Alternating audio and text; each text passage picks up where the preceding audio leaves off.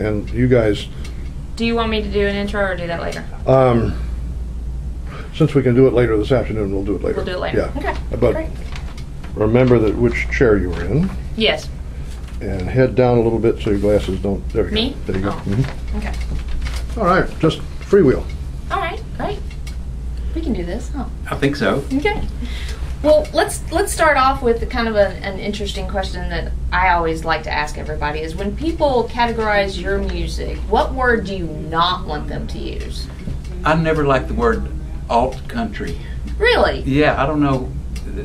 Alternative anything, it just seems like it's either one thing, it needs to be one thing or the other. If you have to have an alternative to something, then I think you should have a different title. I like that. That's a great answer. That's just my own personal. There was, at one time, there was a whole movement in Texas, and everybody called it outlaw country, which that was a name. But when you did alternative, then that seems like you couldn't find a name for it. So there was a one time a few years ago that we got together with myself and Kevin Welch and some of the Flatlander guys and Kinky Friedman, all the people around the Austin scene, and we came up with a term that I thought was a good term for what we did, and we called it Western Beat because it had a beat. Right. It was kind of came from the West with the wide open spaces, and so that's what I'm sticking to. Okay. Well, I think we should definitely use that, and from now on we'll remember that when we talk about Joe, we're going to say Western Beat artist. Western Beat. Nobody will know what you're talking about. Well, that's okay. It'll be our thing. Where do you turn for inspiration when you're going for songwriting and all those kinds of...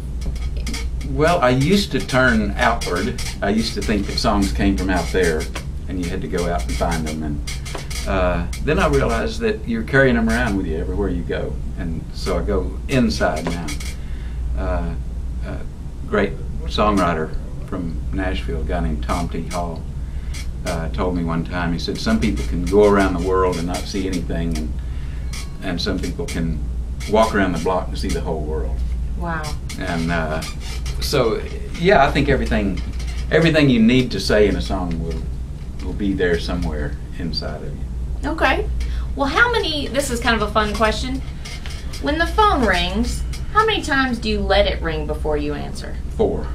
4? Uh-huh. Is there a particular reason why 4? Well, because 5 goes to the answering machine. Okay. And if I get a premonition that it might be something that needs to go to the answering machine, I can let it go. Right. Yeah. There's a feeling there that I don't really want to talk to that guy. Yeah, 4 is, I usually get a vibe from the telephone itself after 4 rings, and it's either pick it up or let it go. That's great. Okay, well, let's talk about friendships. You've had a lot of great friends in the industry, and I'm assuming outside of the industry as well. What do you value most about your friendships? Well, with there's different kinds of friendships, different relationships. With family, of course, that's always your closest knit friends. Hopefully they're all your friends.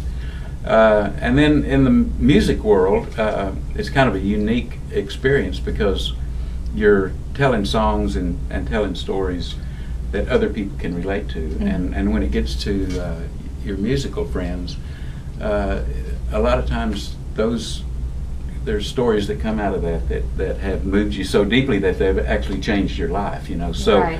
So combining all the friends and family, for me it always comes around to music and experiences that you shared with other people that might later turn into songs. So not only do you have a relationship with on a personal level, you also have kind of a global level, because the song is so universal.